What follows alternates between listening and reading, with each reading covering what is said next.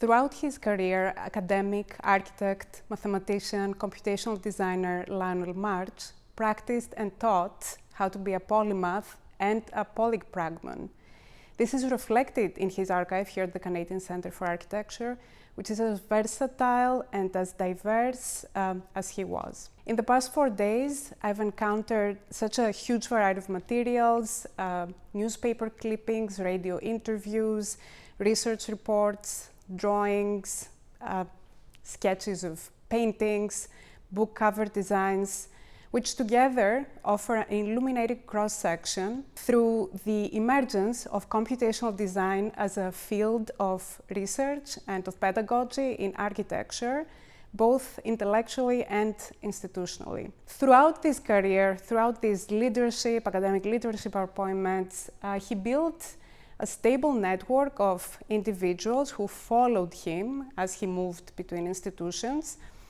And he was in fact the maker, I think, of the social and institutional infrastructure that validated and established computation as a field of study, as a discipline within the discipline of architecture. So in the material that I've selected today, I'm looking specifically at material expressions of March's strategic use of form to create a convergence, a middle ground between mathematical abstraction and architecture, the specificities of architectural geometry. What kinds of formalisms emerge in this process? And when I talk about formalism, we can think of the term in two ways. On one hand, we can think of formalism through a more kind of familiar architectural lens, as the kind of practicing of a certain kind of stylistic, aesthetic coherence. And then we can also think of formalism in a sense that kind of comes from mathematics as a system that purports a particular autonomy from its context and from certain kinds of empirical givens. So here in front of me is the famous logo of the Land Use Built Form Studies Center, which was photocopied, reproduced in every single working paper and report. What this wonderful material object shows is this idea that the exact same area of ink can be distributed in multiple ways. It can be distributed in the periphery or in the center, but despite their visual dissimilarity, these two objects are mathematically the same when it comes to the question of area. And we see that play out in all these different studies that again are graphically quite consistent with some of the earlier visual languages that March had developed when he was drawing things like the axonometrics of the shape of Cambridge. But basically here we start really seeing this notion of visual variation developed on a kind of mathematical invariance or constant.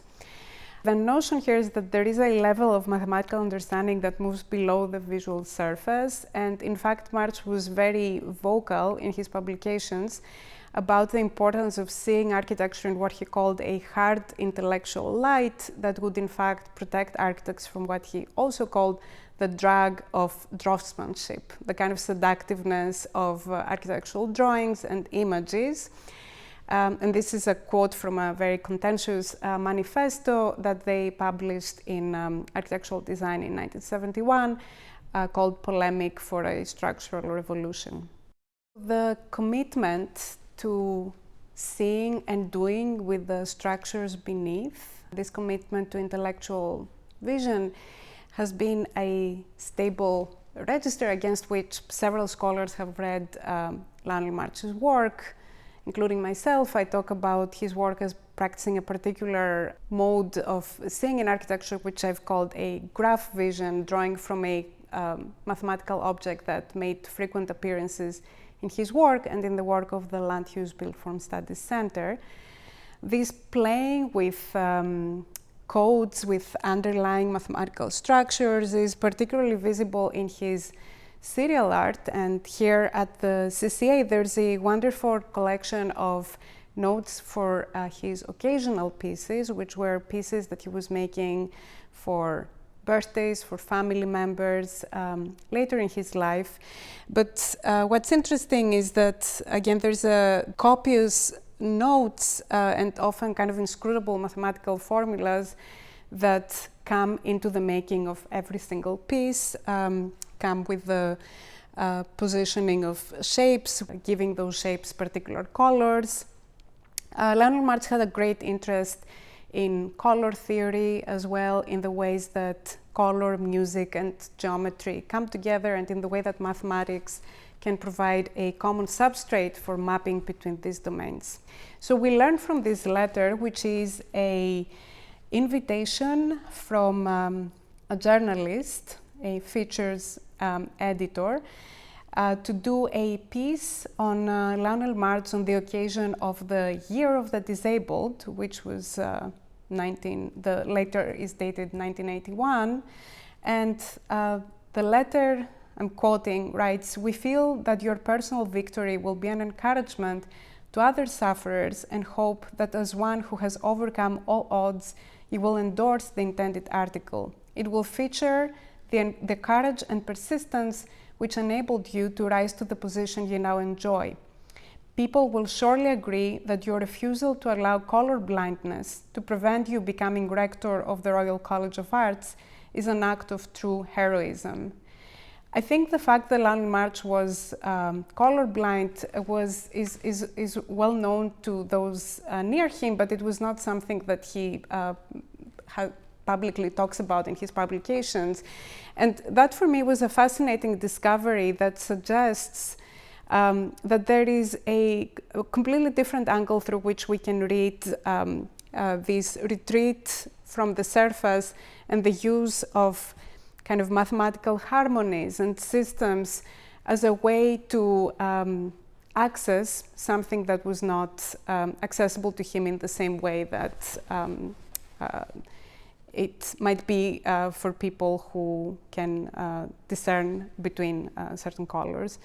Color theory became a very important aspect of his later work and pedagogy. So this is a toy from a larger collection of toys that he used for educational purposes that shows different color wheels, and it's actually a spinner. The interest in music, color, and serial art became particularly strong also later in his career, during his time at UCLA. One of his valedictorian lectures was called Music of Color, and it was accompanied by an exhibition called Small Worlds that talked about how painting, music, and mathematics share certain common features.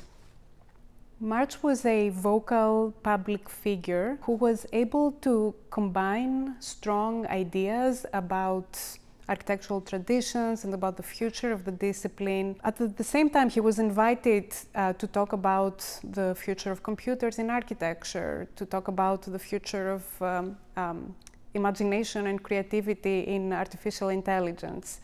The archive features many news clippings from various quite visible newspapers that March himself kept. These are clippings of interviews that he was giving on a consistent basis. And we also have here transcripts of a series of radio interviews that he gave on Frank Lloyd Wright, who he studied again as a Harkness Fellow in the United States in the mid-60s. Frank Lloyd Wright, an architect in search of democracy. March's obsession with Frank Lloyd Wright is quite interesting. He was an avid reader of Wright's biography, and what March seemed to find particularly interesting and inspiring in that biography was the story about Wright's fascination with the Froebel gifts, the Froebel blocks, which seems to be a story that he recounted as his initiation into architecture, that playing with these building blocks allowed him to start thinking about form and pattern organization, then that somehow inspired his trajectory as an architect.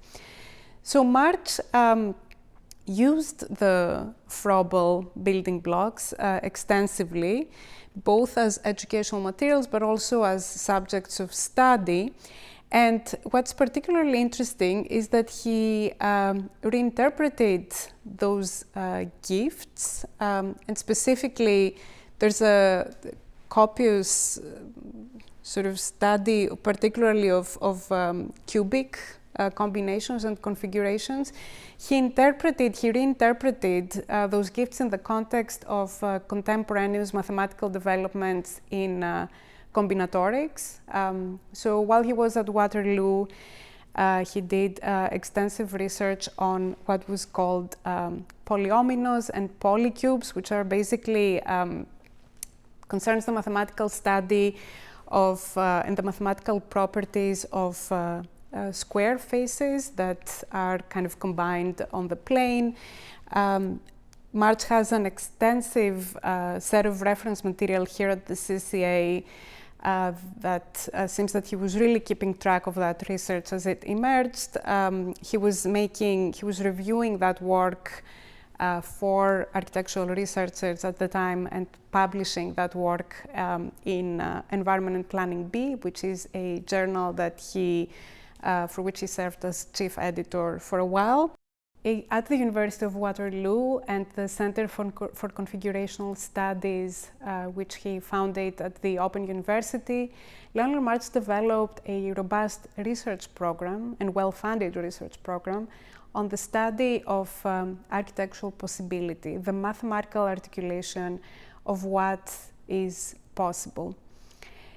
He saw in those elemental units, which oscillate very interestingly between pure abstractions, between drawings, between material cubes, the ability to start developing patterns and structures. But he saw in them also a common language, a meeting point between humans and computers.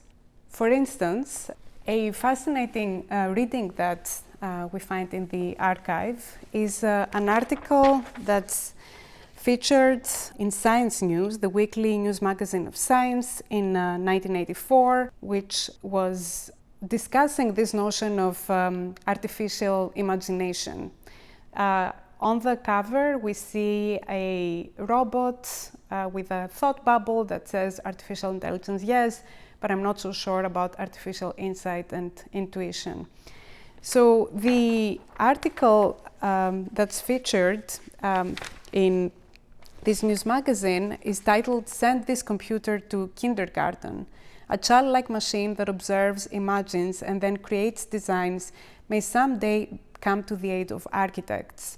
It allows him to teach humans how to design, but at the same time, it can be sort of mathematically mapped and observed by a machine. So these elemental units start becoming kind of bridge language between these worlds of kind of human creativity that becomes a kind of question of arrangement, order, configuration, possibility, and then machines being able to participate in a similar type of calculus. In this article, there's mentions to Frank Lloyd Wright, there's again mentions to building blocks, and there's also a very interesting photo, of which the archive also has the originals, of Lionel March holding kind of Alberti's winged eye on top of a weird contraption that's called the Original Imagination Machine, which prints out a text that says, "What next? Artificial imagination."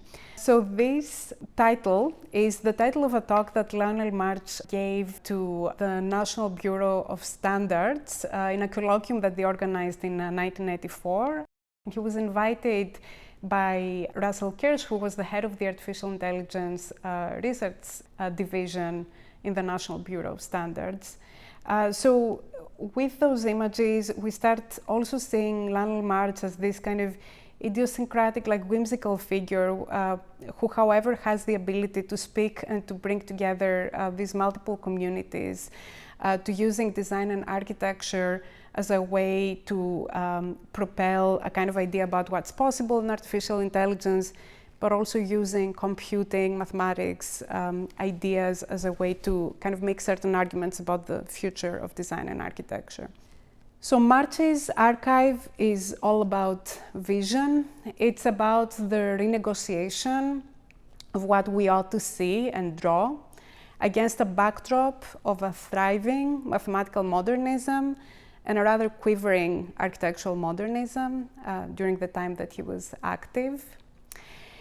This was also a disciplinary vision for architecture as a learned society, as an academic discipline whose hardcore was design. Design as a practice of ordering, of pattern making, of configuration.